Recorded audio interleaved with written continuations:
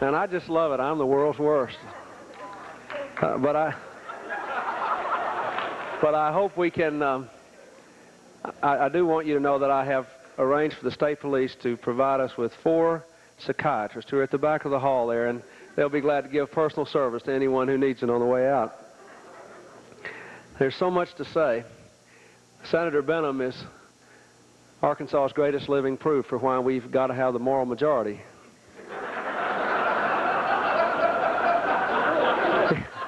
He's the only guy on this program tonight as subtle as Maurice. But I want you to know he's a lovable fraud. He talks redneck and votes communist. Matter of fact, he was just awarded the Dale Bumpers Memorial Award for voting one way and talking another. What the hell are we roasting tonight? Here.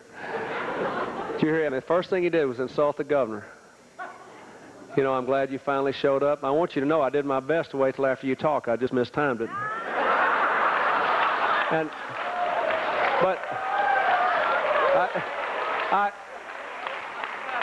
But I forgive you for one thing. I do forgive you for one thing. I forgive you for making that crack about politicians being crooks, because you're from Texas and you don't know any better.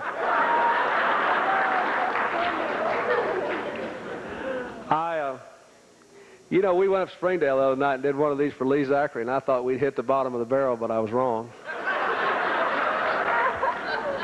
Dick Barkley was there. I'm surprised Dick Barkley showed up today, on the day after President Reagan unveiled his tax reform package. Dick Barkley has devoted his life, his heart, his soul, every living, breathing ounce of energy he has to cutting every conceivable tax that rich people pay. I mean, if you make more than $25,000 a year, Dick Barkley thinks the government ought to send you a check. He has done more to cut taxes on well-to-do people than any 10 people in the history of Arkansas. And his president, he thought he was doing what Reagan wanted him to. And I got to study in that tax reform plan, and some people that make decent incomes are going to have their taxes increased. And if that happens, Barkley will go to an insane asylum. And I really feel bad for you, Dick. You know, I really like this guy. I always say, the only way I can get even with him is to go up to Benton County and tell everybody he's my favorite Republican. I keep thinking it'll beat him in the next election.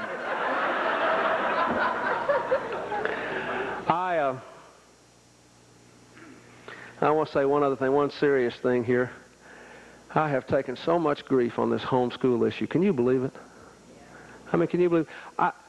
It's been going on for years. Do you hear anybody say anything about abolishing homeschooling in 1983 when we called the legislature into session? All these public officials that are jumping up and down on me, saying how terrible it is. How long have they been in office? We've had it every year, and now we've got regulations on it for the first time, and they're acting like I made it worse instead of better. And I want you to know that I'm being dead serious now, I had planned to fight till the last dog dies for homeschooling until today. And I came here tonight to tell you that I have changed my position, and I'm going to call the legislature into session and recommend that we repeal the law, because I learned tonight that Maurice was homeschooled.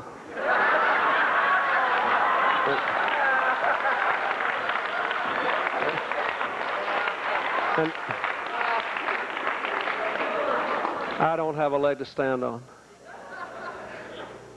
You know, one thing a lobbyist always does to you, it just tickles me. They always come in and they say, now, if you help us, we'll help you.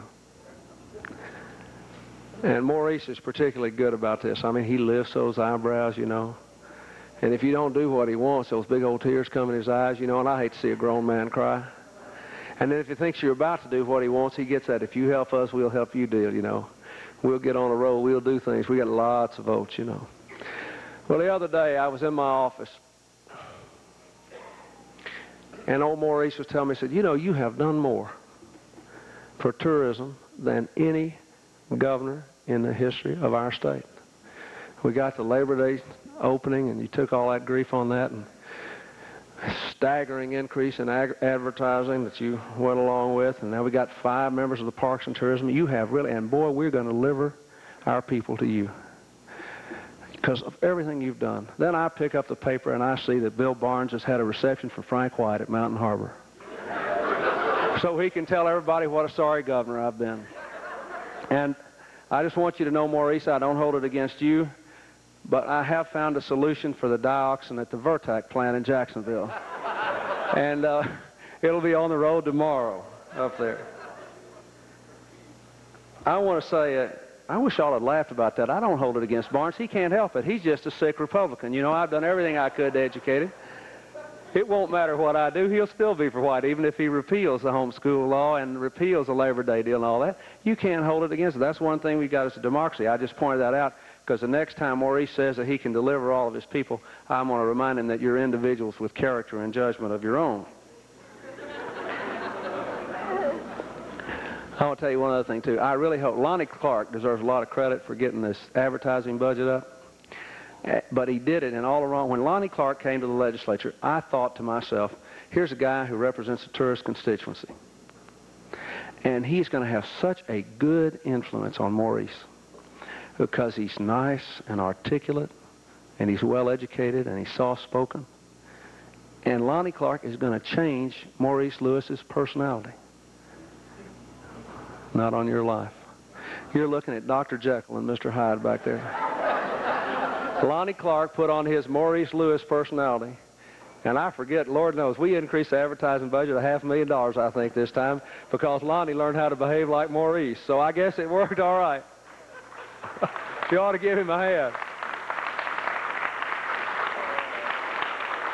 Let me just say one thing seriously. We all been here a long time. Everybody's tired and probably wants to go home. But I see that a lot of you have come from a very long way away. And to all of you who made the effort to come tonight, I want to say thank you.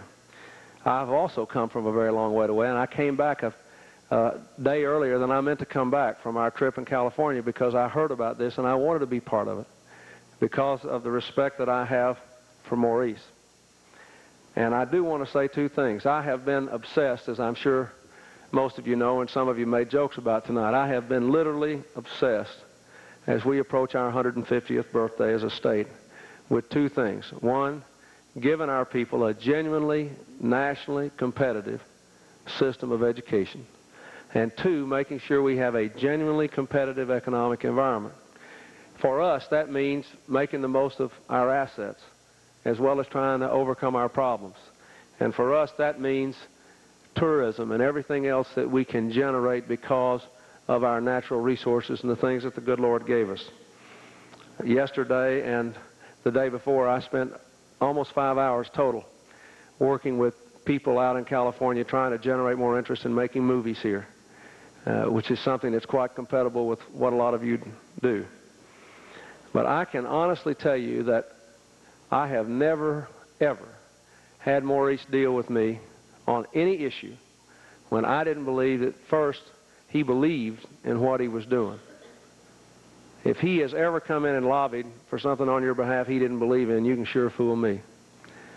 And I think Senator Benham or Governor Bryan or any other legislator here will tell you that the first thing a representative of a group has to have in order to be effective is credibility. You have to know that this person is not going to ask you to do just anything because it sounds good.